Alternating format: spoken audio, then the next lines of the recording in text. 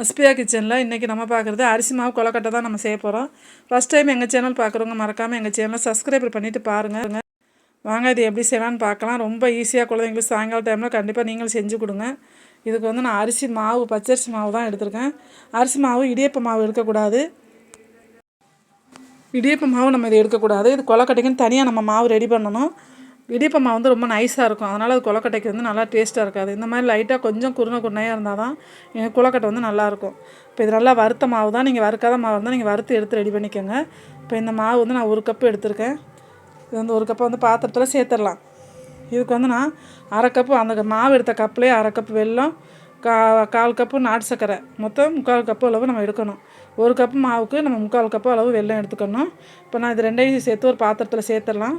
சேர்த்துட்டு நம்ம கப் எடுத்து அரிசி மாவு எடுத்த கப்பிலே வந்து 1 கப்பு நம்ம தண்ணி சேர்த்துட்டு திரும்ப ஒரு 1/2 டம்ளர் மட்டும் நான் தண்ணி சேர்த்துருக்கேன். எக்ஸ்ட்ரா ஒரு 1/2 டம்ளர் வச்சுருக்கேன்.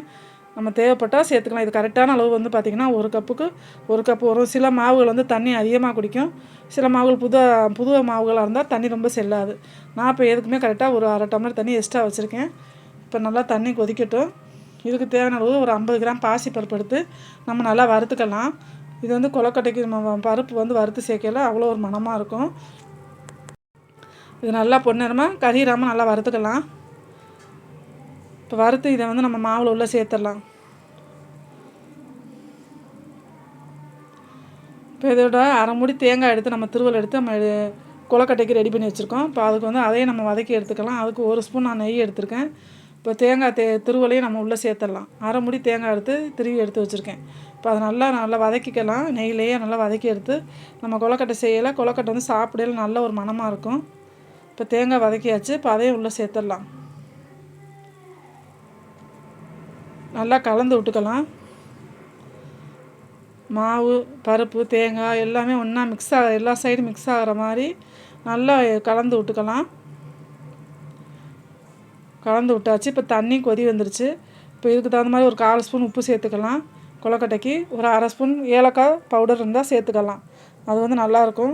இப்போ அதையும் வந்து நம்ம தண்ணியிலே சேர்த்துடலாம். தண்ணியில் சேர்த்து நம்ம தண்ணி வந்து வடிகட்டி தான் நம்ம கொலக்கட்டையில் சேர்க்க போகிறோம். அதனால் அதில் உள்ள தூசியெல்லாம் இதாகிடும். அதனால தான் நம்ம தண்ணியிலே ஏலக்காய் தூள் சேர்க்குறோம். இப்போ நல்லா கொதிச்சிருச்சு. இப்போ நம்ம அடுப்பை ஆஃப் பண்ணிடலாம். ஆஃப் பண்ணிவிட்டு தனியாக அதை ஃபஸ்ட்டு ஒரு பாத்திரத்தில் வடிகட்டி எடுத்துக்கலாம். இப்போ மாவில் இந்த தண்ணியை ஊற்றி கிண்டிக்கலாம். தண்ணி வந்து நல்லா கொதிக்கணும், அப்போ தான் மாவு வந்து நல்லாயிருக்கும். இப்போ நல்லா கலந்து விட்டுக்கணும். மாவை நல்லா கிண்டி எல்லா பக்கமே மாவு ஒன்றா தண்ணியோட வெள்ளை தண்ணியோட செட் ஆகிற மாதிரி நல்லா கலந்துக்கணும்.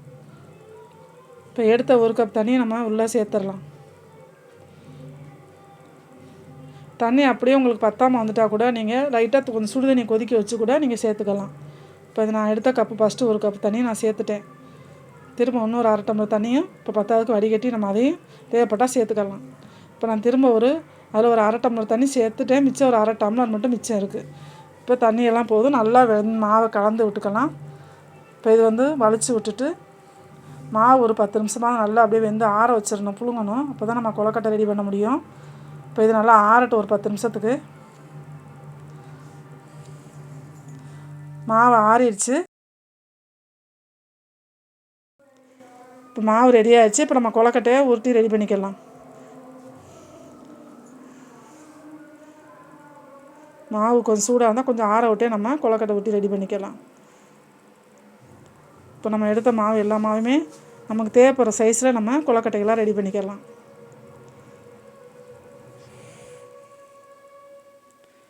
இப்போ எல்லா மாவும் நான் இந்த சைஸில் எடுத்து வச்சுருக்கேன். இதை இப்போ வந்து நம்ம அடுப்பில் ஒரு இட்லி பாத்திரம் வச்சு இட்லி தட்டை மேத்தட்டில் வந்து நல்லா ஆயில் தடவி அதில் வந்து நான் ஊட்டி ரெடி பண்ணி வச்சுருக்கேன் கொலக்கட்டையெல்லாம் நான் எடுத்து வச்சுட்டேன். இப்போ இது ஒரு மூடி போட்டு ஒரு 10 நிமிஷம் வேக வச்சிடலாம். நம்ம ஏற்கனவே சுடுதண்ணியில் வெந்த மாவு தான், அதனால் சீக்கிரமே வெந்துடும். உங்களுக்கு கம்பி இல்லை குச்சி ஏதாவது விட்டு பாருங்கள். ஒட்டுச்சுன்னா கொஞ்சம் வேக விடுங்க, ஒட்டலைன்னா எடுத்துருங்க. இப்போ நான் தொட்டு பார்த்து நல்லா வெந்துருச்சுங்க. இப்போ நம்ம அதை எடுத்துடலாம். கொலக்கட்டை ரெடி ஆயிடுச்சு. இப்போ நீங்களும் இதே அளவில் எடுத்து கண்டிப்பாக செஞ்சு பாருங்கள் மறக்காமல்.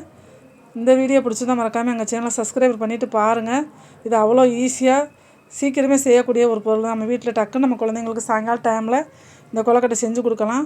நீங்கள் செஞ்சு சாப்பிட்டு பார்த்துட்டு கண்டிப்பாக எப்படி இருக்குன்னு சொல்லுங்கள்.